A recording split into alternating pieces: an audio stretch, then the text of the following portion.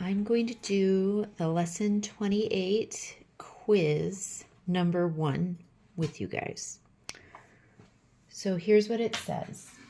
Teresa knew that calcium and bromine gas reacted to yield calcium bromine. If Teresa needed to produce 10 moles of calcium bromine, how many milliliters of a 2 molar solution of calcium would she need?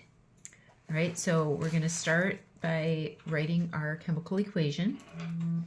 So she had calcium, so Ca plus bromide gas, and it's a gas, so it's going to be Br2.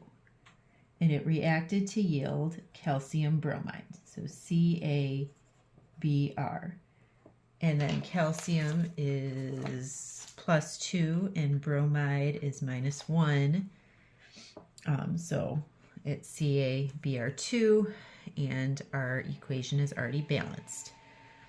So then we have to look at what parts of our equation we're looking at. So she needed to produce 10 moles of this. How many milliliters of this calcium solution would she have? So we're looking at calcium and calcium bromide, and that's a 1-to-1 ratio, mole ratio. All right, so we're going to look at this and say if Teresa needed to produce 10 moles of this, so it's this side of our mole equation. If she needed to produce 10 moles, because it's a 1-to-1 ratio, that means she needed to start with 10 moles of calcium. So I have 10 moles of calcium, and it says here how many milliliters of a 2 molar calcium solution would she need. So you can use this 2m as kind of like your conversion factor. So 2m equals 2 moles per 1 liter, right? But they want us to give the answer in milliliters. So this fraction could be 2 moles per 1,000 milliliters. So if we wanted to end up with milliliters, we could use this as our conversion factor, and now I go 1,000 milliliters over 2 moles. And my moles cancel. And then if I plug it into my calculator, which I don't have with me,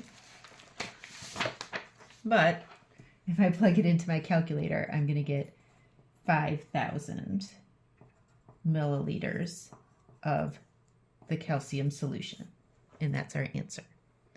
Another way you could have thought about this is to set up an equivalent fraction. So, and this is what they talk about in our textbook.